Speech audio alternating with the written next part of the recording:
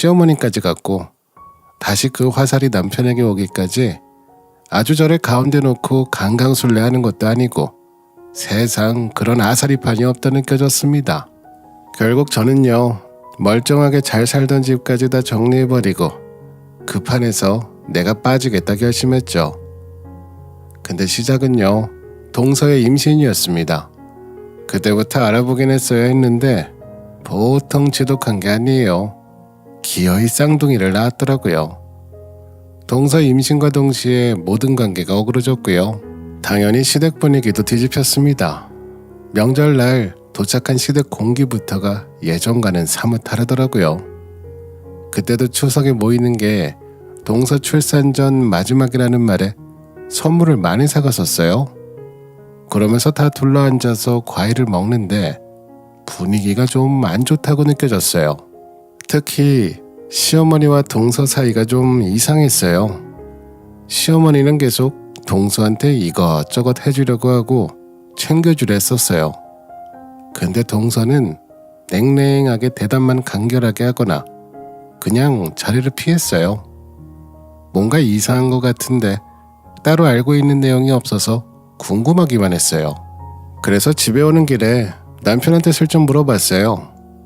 시어머니가 동서 눈치 보는 건 나만 느끼는 거야? 당신 혹시 왜 그러는지 알아? 동생네가 결혼한 지 4년 차인데 계속 애가 안 생겼잖아. 그래서 우리 엄마가 잔소리 좀 했지. 아니 당신도 알잖아 우리 엄마 성격. 우리 아들은 문제 없는데 네가 몸 안 좋은 거 아니냐. 자연으로 안 생기면 시험관이라도 해야지 하면서 뭐라 했었는데 시험관 힘들다잖아. 곧 출산이라고 이것저것 참견하셨는데 동생네가 이번에 엄마한테 뭐라 했나봐. 손주 안 보여줄 거라고 협박해서 지금 엄마가 동생네 눈치 보는 중이지 뭐. 아들 쌍둥이 손주 보고 싶어서. 저희는 결혼하고 1년 뒤에 손주가 생겼거든요. 근데 동선에는 결혼을 늦게 하기도 했고 둘 다 모은 돈 없이 결혼해서 시어머니가 동서를 별로 안 좋아했었어요. 그런데 아이도 안 생기니 명절에도 동서한테 잔소리를 많이 했었거든요. 잘 참는 것 같더니 곧 아이도 태어나고 임신 중이라 더 스트레스를 받았었나 봐요. 그래도 아이 태어나면 다르겠지 생각했어요. 그렇게 동서가 출산을 했다는 연락을 받았어요. 산후조리원은 남편만 들어갈 수 있다 해서 서방님한테 선물만 전달하고 메시지로만 축하한다고 했었어요. 산후조리 끝나고 친정 부모님 댁으로 가서 산후조리를 마주한다고 하더라고요. 그런데 한 달 정도 지나서 동서네가 별거를 한다는 말을 들었어요. 솔직히 아이 낳은 지도 얼마 안 되기도 했고 혼자서 쌍둥이 보는 게 힘들어서 친정집에 오래 있는 건데 그걸 별거라고 하나 생각이 들었어요. 저는 애 하나였는데도 거의 100일을 친정집에서 쉬었어요. 산후조리원에 2주 있다가 바로 아이 보기 힘들 것 같아서 엄마 집에 1, 2주만 더 있으려고 생각했거든요. 하지만 너무 편해서 100일까지 친정집에 있었어요. 그래서 저도 동서가 힘들어서 친정집에 갔나 보다 생각했거든요. 한 100일 정도 지나면 얼굴 볼 수 있겠다 생각했어요. 근데 4개월이 지나도 동서한테 따로 연락이 없었어요. 출산하고 한 달 정도 됐을 때 시어머니가 둘째는 별거 하는 것 같다고 말씀하셨을 때는 한기로 흘렸어요. 그때는 별거보다는 친정부모님 도움받으러 간 것처럼 보였거든요. 하지만 그게 아니었더라고요. 정말 사이가 안 좋았었나 봐요. 요즘 별거 하는 사람들이 많다는 얘긴 들었는데 사이 좋은 동서네가 그럴 줄은 생각도 못했어요. 둘이서도 엄청 잘 지냈거든요. 그런데 시어머니가 계속 쌍둥이들 보고 싶다고 연락하셨나 봐요. 하지만 동서가 안 보여주고 사진이랑 동영상만 띡 보냈나 봐요. 이번에 시어머니 댁에 가니 화가 많이 나셨더라고요. 저한테 동서 욕만 거의 1시간가량 하신 것 같아요. 아니 네가 생각해도 이건 말이 안 되는 상황 아니니? 손주 낳은 지 4개월이나 됐는데 심히 내가 쌍둥이 얼굴을 못 본 게 말이나 되니? 내가 임신했을 때 너무 모라한 것 같아서 그냥 두고 보려고 했는데 도저히 안 되겠다. 계속 오냐오냐 해주니까 더 말을 안 듣는 것 같아. 시어머니도 아들 둘을 키우던 사람이다 보니 호락호락한 성격은 아니었거든요. 본인이 생각했을 때 말이 안 되는 상황이라고 생각하면 집요하게 파고드는 성격이세요. 그래서 이번 기회에 동서를 길들여야겠다고 말씀하시는데 걱정도 많이 됐어요. 사실 동서도 만만치 않다고 느꼈거든요. 저한테만 피해만 오지 않는다면 하는 마음으로 지켜봤어요. 동서한테 매일같이 전화해서 잔소리하셨나봐요. 처음에는 시어머니 전화를 받아주던 동서도 하루 이틀 시어머니 전화를 안 받기 시작했어요. 그랬더니 시어머니가 서방님한테 전화해서 뭐라 하시더라고요. 옆에서 보는데 서방님은 시어머니와 동서 사이에서 박이 터지더라고요. 그러면서 동서가 시어머니 못 막으면 이혼하겠다고 폭탄 선언을 했어요. 시어머니도 동서 행동에 괘씸했다 생각했는지 당장 이혼하라고 하셨나봐요. 그런데 갑자기 남편 본인이 중재를 해야겠다고 하더라고요. 제가 누누이 우리는 괜히 나서지 말자고 얘기했었어요. 시어머니랑 동서 둘 다 호락호락한 성격이 아닌데 괜히 우리가 사이에 끼면 새우등 터지는 건 우리라고 얘기했거든요. 하지만 남편은 무슨 생각인지 갑자기 본인이 나선다고 해서 저는 가만히 좀 있으라고 했어요. 무슨 소리야? 당신이 왜 나서? 그리고 동서네랑 시어머니 일인데 당신이 껴서 뭐 하려고?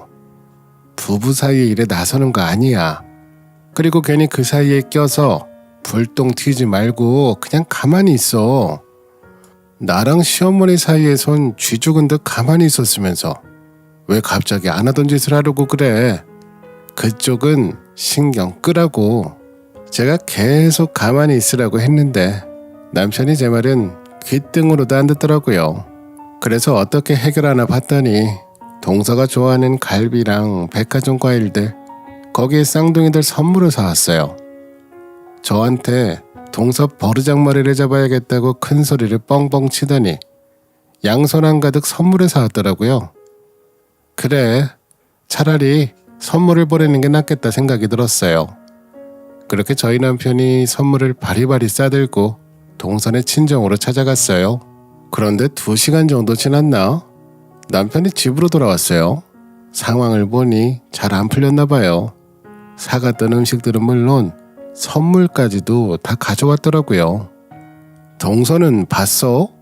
왜 선물 준다고 한 것까지 다 가져왔어? 무슨 일이야? 아니 갔는데 인터폰으로 아주버님이 왜 여기까지 오셨냐면서 지금 시댁 식구들 보고 싶지 않다고 하면서 그냥 가라고 하더라고. 그래서 얼굴도 못 보고 집 앞에서 한 10분 서 있었나? 결국 문을 안 열어줘서 그냥 왔어. 그럼 그냥 선물이라도 내려놓고 오지. 그걸 다 다시 가져왔더라고요. 하지만 동서가 아주버님까지 찾아간 일로 화가 더 났나 봐요. 서방님한테 연락이 왔어요. 형이 갑자기 찾아와서 와이프가 더 화가 났나 봐요. 형수가 어떻게 좀 해주세요. 연락이라도 해서 와이프 화 좀 풀어주세요. 제가 하고 있는데 힘드네요. 아무래도 제가 연락을 해야 할 것 같다고 생각했어요. 그렇게 동서한테 전화를 했어요. 먼저 어떤 말을 꺼내야 하나 고민이 많았지만 그래도 사과 먼저 하는 게 맞다고 생각했어요. 동서, 몸조리는 잘하고 있어? 아니 다름이 아니라 이번에 우리 남편이 연락도 안 하고 갑자기 찾아가서 놀랐지. 내가 말린다고 말렸는데 미안해. 이번에 시어머니랑 동서랑 부딪히는 와중에 서방님이 너무 힘들어하셨거든. 그래서 남편이 형된 입장으로서 중간에서 해결해주고 싶은 마음에 들렸나 봐. 원래가 쓸데없는 거 자주 하는 사람이라 이번에도 동서가 이해해줘. 그리고 내가 나설 문제는 아닌데 동서도 너무 별거 하는 기간 오래되면 합치는 거 어려워지니까 진짜로 헤어질 거 아니면 동서도 마음 풀어. 그러자 동서는 형님은 아이 때문에 시어머니가 잔소리하신 적 없잖아요. 저는 아이가 안 생기니까 별의별 소리를 다 들었어요. 그런데 제가 시어머니한테 쌍둥이 아들 보여주려고 힘들게 낳은 것도 아니잖아요. 솔직히 시험관하는 것도 진짜 힘들었어요. 시어머니 때문에 스트레스 많이 받아서 그래서 갑자기 진통이 왔어요. 그렇게 갑자기 수술실 들어가서 예전보다 빨리 나은 거예요. 쌍둥이 낳을 때 거의 죽다 살아났어요. 그래서 제가 원래 어머님이 그러시잖아. 그 낙으로 사는 분이니까 우리가 적당히 피하고 살아야지. 대들어봐야 더 긁기만 하셔. 그냥 앞에서 네 하고 뒤돌아서 잊어버려. 나도 그렇게 살았어. 이렇게 달래고 있는데 동서가 제 말을 뚝 끊어먹더니 본인이 하고 싶은 말을 쏟아내더라고요. 푸념 들어주면서 계속 달랬는데도 불구하고 달래지지가 않았어요. 이건 남편이나 내가 해결할 수 없는 상황이라고 느껴졌어요. 그리고 나서 동서한테 따로 연락도 안 하고 지내고 있었는데 시어머니가 집으로 오라고 하시더라고요. 어머님, 무슨 일 있으세요? 갑자기 오라고 하셔서 놀랐어요. 다름이 아니라 내가 이번에 작은 애랑 얘기를 해보니까 다른 것보다 집이 좁아서 불만이라고 하더라. 너희도 알지? 걔네들 결혼할 때 둘 다 돈이 별로 없어서 15평짜리 전세 하나 얻어 들어간 거. 이번에 쌍둥이를 낳았는데 15평에서 살려니 짜증이 났나 봐. 아니 내가 돈이 있으면 넓은 아파트를 턱턱 사주겠는데 나도 이 집 하나 있고 연금 받으면서 생활하고 있으니 뭘 어떻게 해줄 수 있겠니? 그래서 말인데 너희가 집을 좀 바꿔주면 어떻겠니? 내가 될 수 있으면 우리 집을 바꿔주거나 나랑 같이 살자고 하니까 절대 안 된다고 난리를 치더라. 그리고 우리 집은 명절에 너희들이 와야 하기도 하고 이런저런 생각을 해보니 내 집을 걔들한테 주거나 하는 것보다는 너희가 바꿔주는 게 좋은 것 같다는 생각이 들어서 우리 집은 30평인데 너희는 35평이잖니. 거기다 애도 둘이나 있으니 점점 집이 좁아질 텐데 너희는 애가 한 명이니까 15평 정도면 괜찮잖아.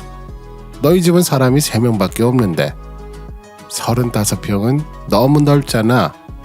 계속은 아니더라도 아니 당분간만이라도 저는 듣자마자 당연히 싫다고 말씀드렸죠. 고민해야 할 가치도 없는 일이라 즉각 말씀드리자 어머님이 부연 설명을 하시는데 그게 더 기가 막혔어요.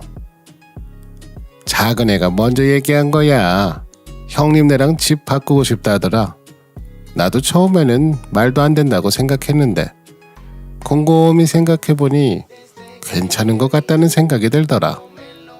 너도 너무 부정적으로 생각하지 말고 한번 곰곰이 생각해봐라. 너희는 애가 다 컸으니까 15평으로도 충분해. 에이, 그리고 서류상으로는 그대로니까 그냥 사는 것만 잠시 바꾼다 생각하고 너희가 좀 양보 좀 해줘라. 형제 좋은 게 뭐니? 제가 계속 안 된다고 말씀드렸는데도 불구하고 시어머니는 듣지도 않고 둘째네가 너무 힘들다니까 하면서 저를 설득하려고 하셨어요. 아무래도 동선에는 본인 말을 안 듣기도 하니 아무래도 저를 구워 삼는 게 더 편하다고 생각하셨나 봐요. 시어머니께는 절대 안 된다고 못 박으면서 자리를 박차고 나왔어요.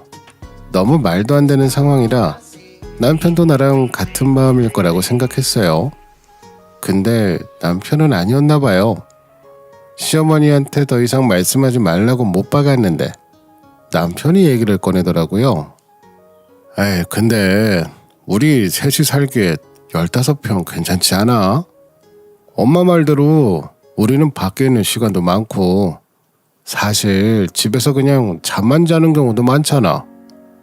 승호도 밖에서 친구들 만나랴 학원 다니랴 집에 없는 시간도 많고 나는 괜찮은 생각 같은데. 그때부터 시작이었죠. 그날부터 제가 머리털이 한 움큼씩 빠지면서 얼마나 스트레스를 받았던지 저는 항상 제 집을 갖고 싶었어요. 그래서 사회생활을 시작하면서 저축도 많이 했었어요. 물론 저희 부모님이 도와주신 돈도 있었지만 그렇게 모은 돈으로 집을 산 후에 남편이랑 연애를 하면서 제 집이 신혼집이 되었어요. 남편은 버는 쪽쪽 시댁에 다 가져다 준 상황이라 적지 않은 나이였음에도 불구하고 모은 게 별로 없었어요.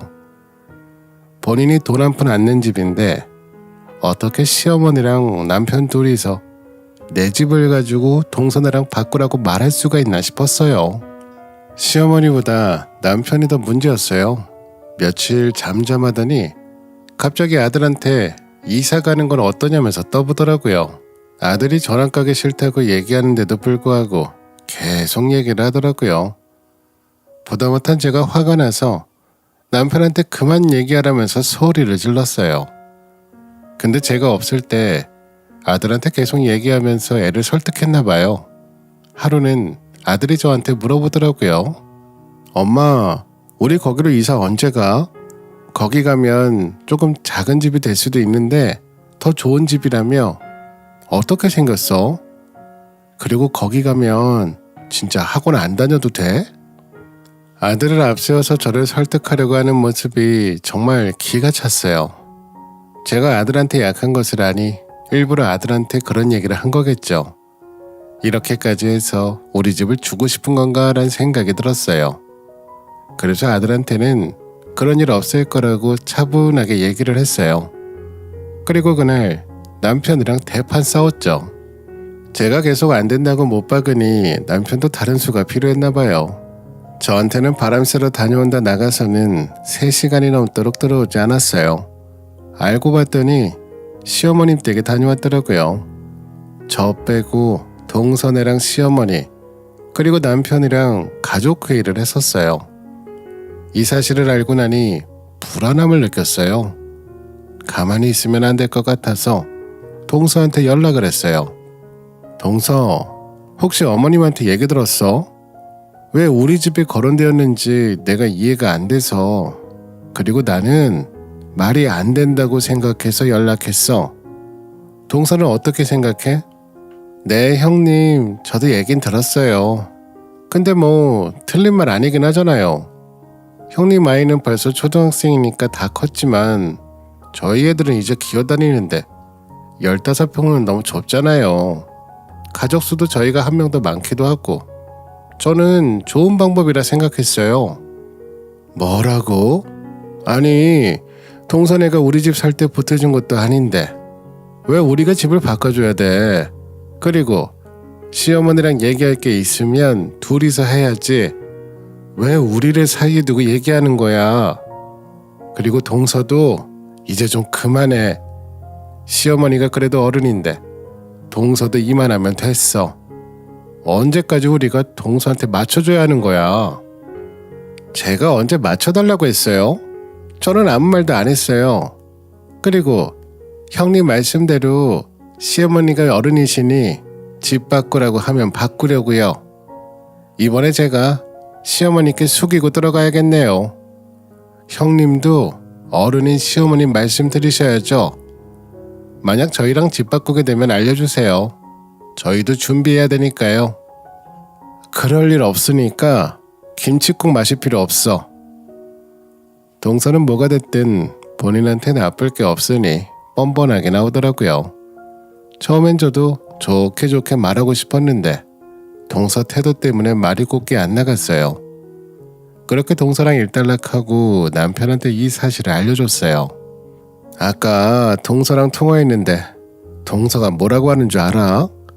시어머님 말씀 한 번도 들은 적 없더니 이번에는 시어머니가 집 바꾸라고 하면 어른이 하는 말이니 들으려고요 하는 거 있지? 아니, 사람이 어떻게 그렇게 뻔뻔할 수가 있지? 제가 펄쩍 뛰면서 얘기하는데도 남편은 평온하더라고요. 아무래도 본인은 동생한테 집을 바꿔주고 싶은 생각이니 그러더니 말도 안 되는 소리를 제안이라며 했어요. 아이, 그래, 우리 집은 당신이 사온 집이기도 하고 당신 명이니까 집을 바꾸는 게 힘들면 차라리 그냥 용돈을 주는 게 어때? 아이 뭐라도 해줘야 동선에도 그만할 거 아니야. 솔직히 우리가 여유가 있는 편이기도 하고 거기는